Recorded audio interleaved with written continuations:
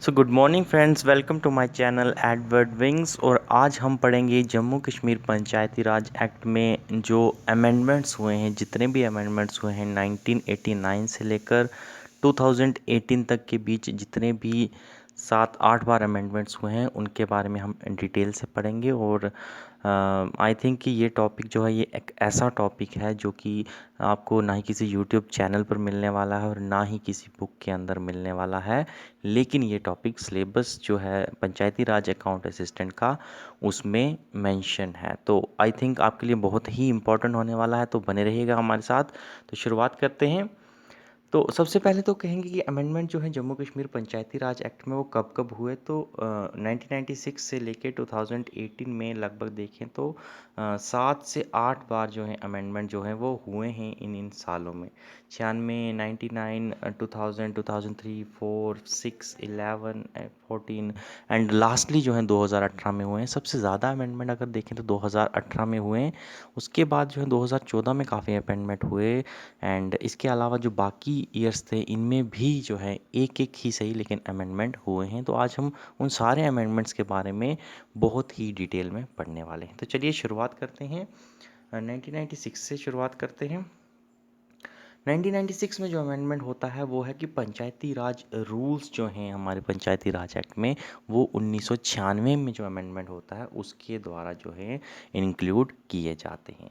और इसके बाद अगर हम नेक्स्ट ईयर में बात करें तो अगला जो अमेंडमेंट है वो 1999 में होता है। और 1999 के अमेंडमेंट में क्या नई चीज़ डाली जाती है कि हल्का पंचायत जो हैं वो जो भी बजट बनाएंगी उस बजट को सबसे उस बजट को सैंक्शन करने के लिए उनको वो बजट जो है वो हल्का मजलिस यानी ग्राम सभा जो है उसके आगे अपना जो भी उन्होंने एस्टिमेट लगाया होगा इनकम या एक्सपेंडिचर का वो हल्का मजलिस यानी ग्राम सभा के आगे रखना पड़ेगा। और फिर ग्राम सभा जो है वो सैंक्शन करेगी, उसको सैंक्शन करेगी या नहीं वो उस पर डिपेंड है।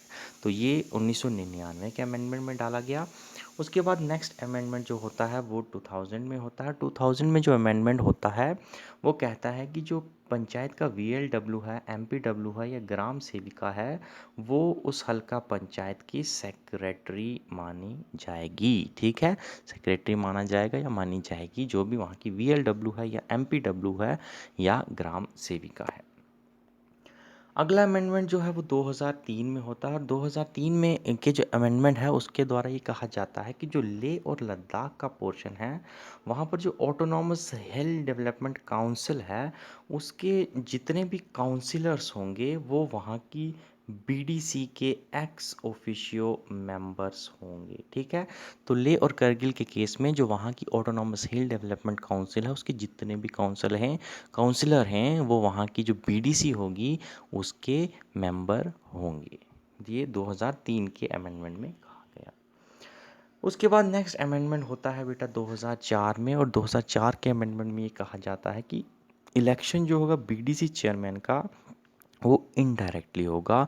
और उसमें कौन कौन पार्टिसिपेट करेगा, उस ब्लॉक के जितने भी सरपंचेस हैं और पंचेस हैं वो उस BDC चेयरमैन के इलेक्शन में जो है उसमें पार्टिसिपेट करेंगे। और BDC चेयरमैन की जो इलेक्शन हैं वो इनडायरेक्टली होंगे।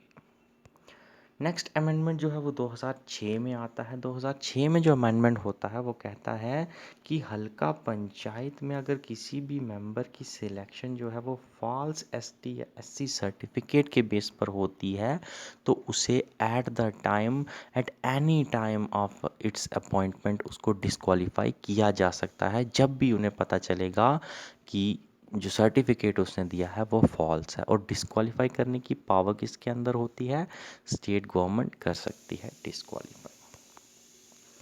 अगला अमेंडमेंट फिर 2011 में होता है। और 2011 में जो अमेंडमेंट होता है वो कहता है कि स्टेट पंचायत के जो इलेक्शन होंगे या फिर पंचायत में जो इलेक्टोरल रोल की प्रेपरेशन करने की जो पावर है और इलेक्शन की सुपरिटेंडेंस की जो पावर है वो वहाँ के स्टेट इलेक्शन कमीशन के पास होगी। ये तय किया गया 2011 के अमेंडमेंट में। उसके बाद 2014 में 3 इम्पॉर्टेंट अमेंडमेंट जो हैं वो होते हैं कि जितने भी मेंबर्स या सरपंच की जो सीट्स होंगी, या फिर बीडीसी में देखो तो चेयरमैन्स और मेंबर्स की सीट जो होंगी, उनमें जो है पर्टिकुलर रिजर्वेशन होगी। किसके लिए? एसटीज़ और एससीज़ के लिए। कितनी रिजर्वेशन होगी? उनकी पॉपुलेशंस के बेस पर। दूसरा अमेंडमेंट जो होता है वो कहता है कि मिनिमम एज जो होगी इलेक्शन को लड़ने के लिए पंचायती राज में, वो 21 साल होगी। पहले ये उम्र जो थी वो 25 साल थी। उसके बाद जो तीसरा अमेंडमेंट होता है वो कहता है कि जो पंचायती अदालत होती हैं उसका जो चेयरमैन होगा उसको कौन इलेक्ट करेगा? उसी पंचायती अदालत के जो मेंबर्स होंगे वो अपने ही बीच में से कोई एक इंसान जो है उसको पंचायती अदालत का चेयरमैन इलेक्ट करेंगे। ठीक है। उसके बाद आखिर में 2018 में अगर आएँ तो काफ़ी सारे अमेंडमेंट होते हैं, लगभग 15-16 अमेंडमेंट 2018 में हुए। देखेंगे हम उनको सबको। सबसे पहला अमेंडमेंट जो हुआ वो उसने एक नया चैप्टर जो था ऐड कर दिया। तो आज हम अगर देखें, सही तरीके से देखें तो हमारे पहले 14 चैप्टर ऑलरेडी थे, और अगर इस चैप्टर को भी प्लस कर दें इसमें तो हमारे टोटल चैप्टर जो हैं आज वो 15 हो जाते हैं। ठीक है। तो अगर आपको 15 चैप्टर्स अगर ऑप्शन में अवेलेबल हैं तो 15 चैप्टर आपका आंसर हो सकता है, लेकिन मोस्टली जो है 14 ही बताया जाता है, और ऑप्शन अगर 14 होगा तो आई थिंक वहाँ पर 15 ऑप्शन अवेलेबल नहीं होगा। ठीक है। तो सही सेंस में देखें तो अब 15 चैप्टर हो चुके हैं, क्योंकि ये नया चैप्टर जो है चैप्टर 1A जो है वो नया चैप्टर डाला गया, जो कि किसके रिलेटेड था? वार्ड मजलिस और हल्का मजलिस के द्वारा। ये 2018 में डाला गया। अगला जो होता है अमेंडमेंट दूसरा, वो है कि sarpanch shall be elected directly and naib sarpanch shall be indirectly elected. कि जो सरपंच होगा किसी भी पंचायत का वो डायरेक्टली इलेक्ट करेंगे, उसको लोग वोट करेंगे, और जो नाइब सरपंच होगा उसको इनडायरेक्टली इलेक्ट किया जाएगा। और उसके इलेक्शन में कौन पार्टिसिपेट करेगा? सिर्फ पंचिस। ठीक है।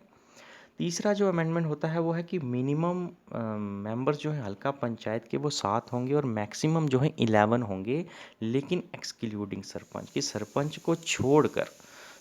को छोड़कर मिनिमम मेंबर किसी भी पंचायत में 7 होंगे और मैक्सिमम 11 होंगे। और मैक्सिमम अगर सरपंच को इंक्लूड करके देखें तो मैक्सिमम स्ट्रेंथ जो होती है वो 12 हो जाएगी किसी भी हल्का पंचायत की। ठीक है। इससे कम हो सकते हैं, इससे ज़्यादा नहीं हो सकते। चौथी जो अमेंडमेंट होती है वो होती है कि सरपंच को डिस्क्वालीफाई किया जा सकता है किस बेसिस पर? अगर वो अपनी पंचायत की 3 कॉन्जिक्यूटिव मीटिंग्स जो हैं, अगर एक साथ 3 कॉन्जिक्यूटिव मीटिंग्स में अगर वो पार्टिसिपेट नहीं कर पाए, वहाँ पर मौजूद नहीं रह पाए किसी वजह से, तो सरपंच को डिस्क्वालीफाई किया जा सकता है। लेकिन कौन करेगा? अगर वहाँ के 2/3 पंचिस जो हैं उसके अगेंस्ट वोट करेंगे तो। ठीक है। उसके बाद आगे देखें तो और जो पांचवा अमेंडमेंट होता है कि अगर इलेक्टेड पंचायत जो है वो किसी तरह वहाँ पर एब्सेंस है। ठीक है। ये एब्सेंस होगा। अगर इलेक्टेड पंचायत जो है किसी भी पंचायत में मौजूद नहीं है तो गवर्नमेंट जो है वहाँ पर फिर स्मूथ वर्किंग के लिए वहाँ एक एडमिनिस्ट्रेटर जो है वो अपॉइंट करेगी, और ये एडमिनिस्ट्रेटर जो है वो 6 महीने तक वहाँ काम करेगा, और उन 6 महीने के अंदर अंदर इलेक्शन जो है पंचायत के वो करवाए जाएंगे और नई पंचायत वहाँ पर मौजूद होगी। ठीक है। लेकिन जब तक अगर इलेक्शन नहीं हो पाए किसी वजह से, और वहाँ पर कोई भी हल्का पंचायत नहीं है, कोई सरपंच नहीं है, कोई पंच नहीं है, तो अगर पंचायत की वर्किंग के लिए जो है गवर्नमेंट जो है फिर स्टेट गवर्नमेंट वहाँ पर कोई एडमिनिस्ट्रेटर अपॉइंट कर सकती है। ठीक है। उसके बाद अगला हुआ कि वो था सैलरी और सरपंचिस और पंचिस की जो रिन्यूमरेशन है यानी सैलरीज वगैरह हैं उसको कौन डिसाइड करेगा? वो स्टेट गवर्नमेंट करेगी। अगला है कि रेजिग्नेशन जो है सरपंच वो कैसे करेगा? तो रेजिग्नेशन जो है सरपंच वो रिटन में देगा, और किसको देगा? जो भी स्टेट गवर्नमेंट जो है कोई भी प्रेस्क्राइब अथॉरिटी जो है अपॉइंट करेगी उसको जो है सरपंच, नायब सरपंच या मेंबर जो है वो अपना दे सकते हैं रेजिग्नेशन, लेकिन रिटन में देना पड़ेगा। ठीक है। ऑरली नहीं दिया जाएगा। और एक और अमेंडमेंट होता है जिसके द्वारा पावर और फंक्शंस जो हैं हल्का पंचायत की क्या पावर्स रहेंगे या क्या फंक्शन हैं वो भी 2018 के ही अमेंडमेंट में डिसाइड की गई। उसके अलावा देखें तो अब 9वां जो अमेंडमेंट हुआ वो था कि पावर ऑफ पंचायत और बीडीसीज टू इम्पोज फ़ी और ऑपरेट फंड, कि इस अमेंडमेंट के अंदर जो है बीडीसीज को और पंचायत को अपने अपने फंड्स ऑपरेट करने की ताकत दी गई और अपनी अपनी ज्यूरिसडिक्शन के अंदर फ़ाइन भी जो है वो इम्पोज, फ़ी भी वो इम्पोज कर सकते हैं। ठीक है। उसके बाद नेक्स्ट है कि duty of government to provide staff if there is less number of staff in the proper functioning of panchayat. ठीक है, तो पंचायत में अगर स्टाफ जो है वो प्रॉपर अवेलेबल नहीं है तो गवर्नमेंट जो है वो स्टाफ प्रोवाइड कर सकती है पंचायत को। और नेक्स्ट अमेंडमेंट में जो है पावर और फंक्शन जो है बीडीसीज की वो डिसाइड की गई। और इसके बाद जो है अगला जो अमेंडमेंट हुआ उसमें कहा गया कि any person whose name is in electoral roll can contest election. ठीक है, तो जिस भी पंचायत के अंदर जिस भी इंसान का इलेक्टोरल रोल में नाम मौजूद है वो वहाँ की पंचायत के इलेक्शन में कंटेस्ट कर सकता है, एज वगैरह जो है वो क्राइटेरिया भी फिल करने के बाद। नेक्स्ट अमेंडमेंट जो होता है, for the purpose of holding election up to December 2020 the power to determine and delimit halka panchayat shall vest in the chief electoral officer, कि 20 दिसंबर 2020 तक अगर किसी भी हल्का पंचायत को डी लिमिट करना है, ठीक है, उसकी पावर्स को डिटरमाइन करना है, तो ये अथॉरिटी किसके हाथ में रहेगी? वहाँ के चीफ इलेक्टोरल ऑफिसर के हाथ में रहेगी। ठीक है, सीईओ। नेक्स्ट अमेंडमेंट कहता है कि रिमूवल ऑफ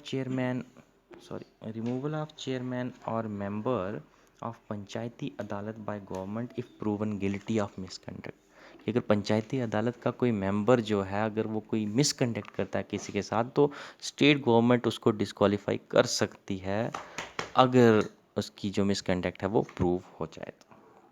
नेक्स्ट अमेंडमेंट कहता है कि discharge of offender without any punishment by panchayati adalat if found less than 80%, कि पंचायती अदालत के अंदर कोई भी ऑफेंडर है अगर, तो अगर वो 18 साल से कम का पाया जाता है तो उसको बिना किसी सज़ा के छोड़ दिया जाएगा।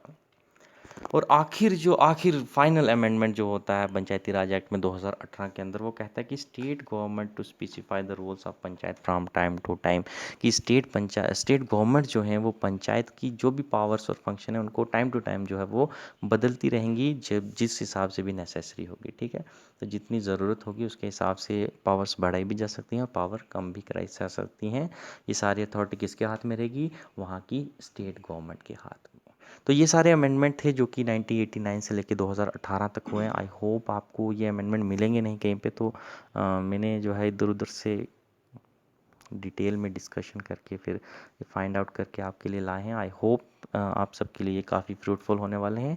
तो वीडियो पसंद आए तो लाइक कीजिएगा और कंटेंट अच्छा लगे तो सब्सक्राइब भी कीजिएगा channel. Thank you for watching this video. Thank you, have a nice day and take care. क्या सही सही